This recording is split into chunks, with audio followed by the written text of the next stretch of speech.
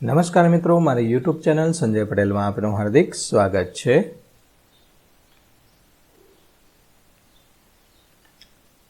બાળ મિત્રો, આજે આપણે ધોરણ 3 પર્યાવરણ આસપાસ તેનો પાઠ 7 પાઠનું નામ છે અનોખો સંવાદ.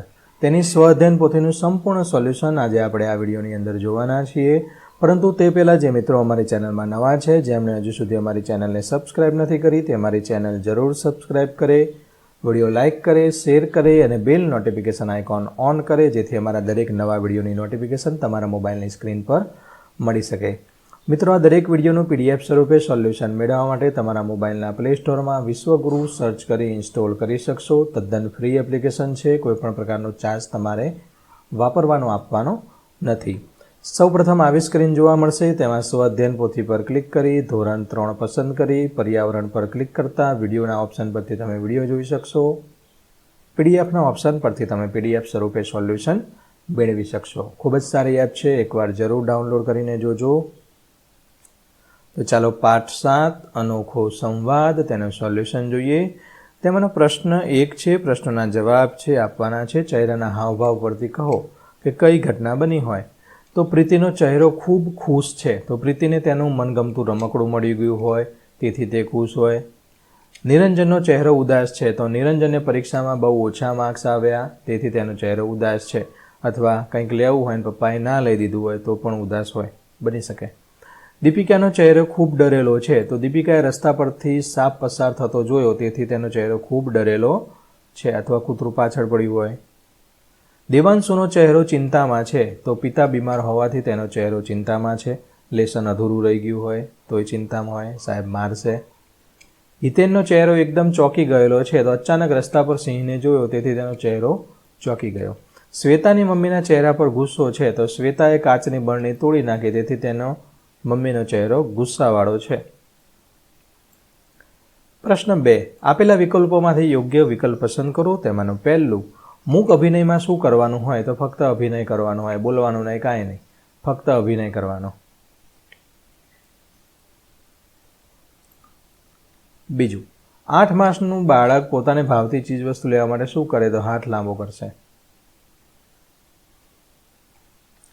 કોઈ વ્યક્તિ ખુશ છે કે દુઃખી છે તે શરીરના કયા અંગ પરથી જાણી શકાય. તો ચહેરા ઉપરથી. ચોથો પ્રશ્ન, જે વ્યક્તિ આંખે જોઈ શકતી નથી અને બીજા વ્યક્તિને કઈ રીતે ઓળખી શકે છે. અવાજ ઉપરથી. એ બોલે એના અવાજ ઉપરથી ખબર પડી જાય.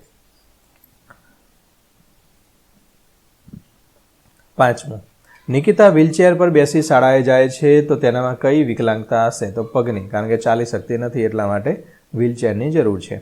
છઠ્ઠું, અવિનાશનો દોડની સ્પર્ધામાં પ્રથમ નંબર આવ્યો છે, તો તેની મમ્મીના ચહેરા પર કેવો ભાવ જોવા મળે. ઓપ્શન C, આનંદનો ભાવ. ખુશ થઈ જાય એની મમ્મી, વાહ મારો છોકરો પહેલો નંબર લાવ્યો. પ્રશ્ન 3, નીચેની ઘટનામાં ઉદ્ભવતી લાગણી વિચારીને વાક્યની સામે લખો. જો આનંદ થાય, બહુ મજા આવે તો લીલો કલર, ડર બીક લાગે લાલ કલર, ઉદાસ હોય તો પીળો કલર.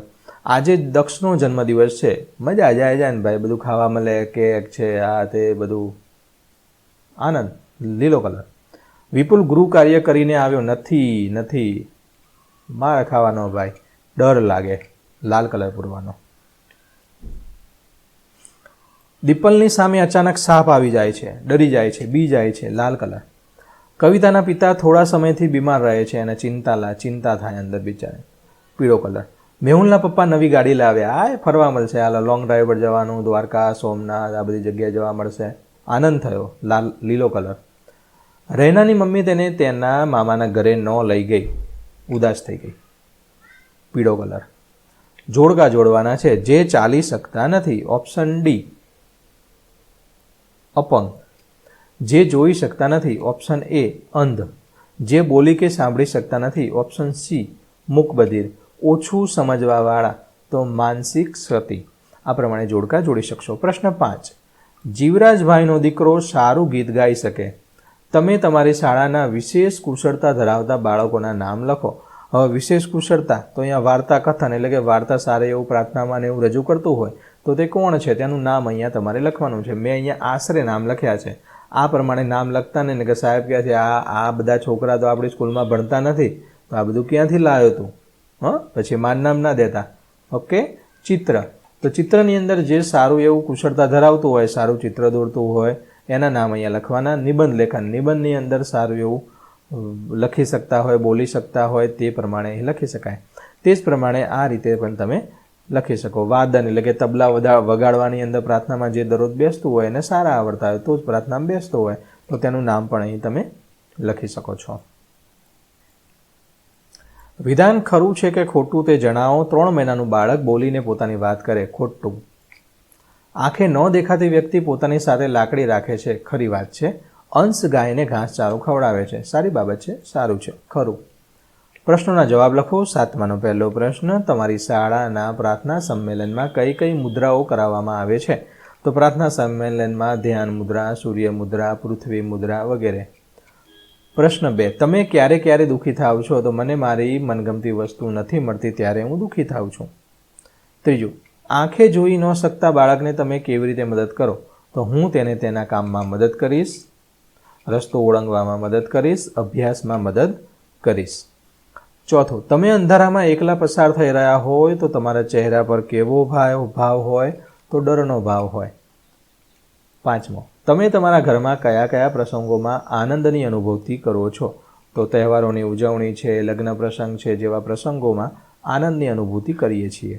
પ્રશ્ન 6, વૃદ્ધ વ્યક્તિને તમે કઈ કઈ રીતે મદદ કરી શકો? તો વૃદ્ધ વ્યક્તિને રસ્તો ઓળંગવામાં, તેને જરૂરી ચીજ વસ્તુઓ તેને લાવવા લઈ જવામાં, આ બધી રીતે તમે તેને મદદ કરી શકો. આપેલ હાવભાવ પ્રમાણે ચિત્રમાં ચહેરો દોરવાનો છે. ઉદાસ હોય ત્યારે, ખુશ હોય ત્યારે તો આ પ્રમાણે તમે ચહેરો દોરી શકશો. સાચો વિકલ્પ પસંદ કરો. આ ચહેરો જોઈને તમને શું લાગે? આ ઢીંગલાને બહુ મજા આવી ગઈ લાગે, ખુશ થઈ ગયો. ખુશ ઉપર કરવાનું. આ બિચારો ઉદાસ છે અને સાયકલ કેવું લઈ નથી દીધું એના પપ્પાએ તો ઉદાસમાં કરવાનું. અરે આ તો ડર લાગે જો, વાળ બધા ઊભા થઈ ગયા, કૂતરું પાછળ પડ્યું એમ કેમ સડસડાટી દોડતીને જતો હોય તો આ ડરનો અનુભવ છે. આ લાલ ચોળ થઈ ગયો, ગુસ્સે થઈ ગયો, રોવા માંડે બિચારો, રડવું આવ્યું. આ વિચારે આશ્ચર્ય, ઓહો આ બધું શું કહેવાય, આશ્ચર્ય લાગે, નવાઈ પામી. ઓકે, આશા રાખું મિત્રો આ તમને સોલ્યુશન છે સારી રીતે સમજાઈ ગયું હશે. આ દરેક વિડીયોનું PDF સ્વરૂપે મેળવવા વિશ્વગુરુ એપ્લિકેશન ઇન્સ્ટોલ કરો. ફરી મળીશું આગળના વિડીયોની અંદર. ત્યાં સુધી આવજો. વિડીયો અંત સુધી જોવા બદલ ખૂબ ખૂબ આભાર. ધન્યવાદ.